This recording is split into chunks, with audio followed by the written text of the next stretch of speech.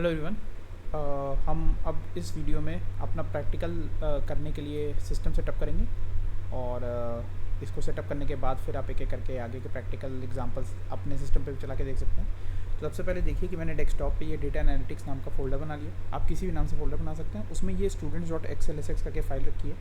ये वही फ़ाइल है जो कि मैंने पिछले कुछ वीडियोज़ में आपको दिखाई थी। अब अगर आप ये फ़ाइल खोल के देखेंगे तो आपको वही डेटा दिखेगा।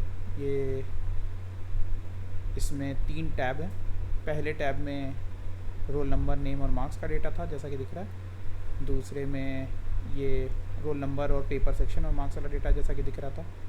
और तीसरे में किस स्टूडेंट को किस टीचर नंबर ने पढ़ाया उसका डेटा है। तो ये डेटा फाइल जो है मैं इसका लिंक डाल दूँगा वीडियो में जिससे कि आप डाउनलोड कर सको।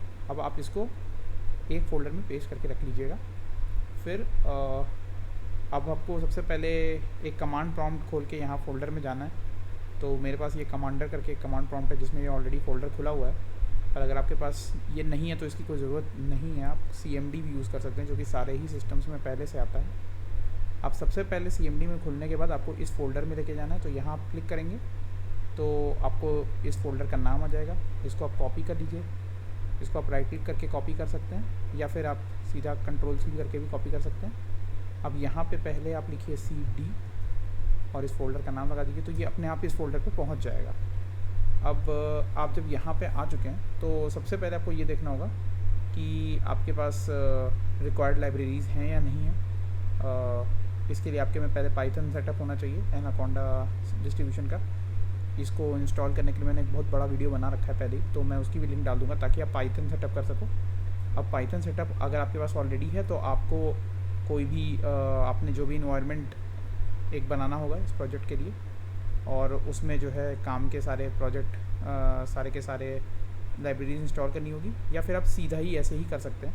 आपको बस चेक करना होगा कि कुछ स्पेसिफिक लाइब्रेरीज इंस्टॉल्ड हैं कि नहीं। मैं यहाँ पे एक लाइब्रेरी में ये एक इन्वायरमेंट में स्विच कर ले रहा हूँ जिसमें मैंने लाइब्रेरीज कई सारी इंस्टॉल कर रखी हैं, पर ये करने की ज़रूरत नहीं है।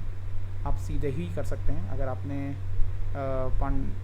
एनाकोंडा इंस्टॉल कर रखा है। ये एक्टिवेट डेटा माइनिंग लिखने की आपको ज़रूरत नहीं है। तो सबसे पहले आप देखिए कि काम की कुछ लाइब्रेरीज इसमें हैं कि नहीं। तो आप यहाँ पे लिखेंगे पिप इंस्टॉल।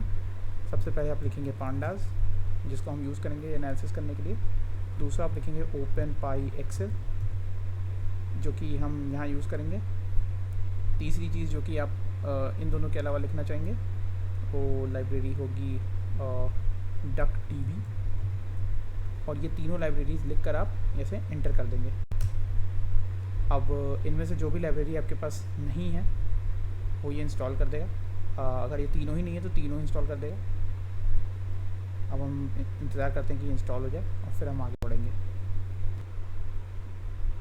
अब जैसा कि आप देख सकते हैं कि पांडास, OpenPyXL और DuckDB लाइब्रेरीज इंस्टॉल कर गई हैं। इसके अलावा 2 और लाइब्रेरीज हैं जो आपको इंस्टॉल करनी पड़ेंगी जिसके लिए आप लिखेंगे पिप इंस्टॉल जुपिटर और दूसरी आपको करनी होगी सीबॉर।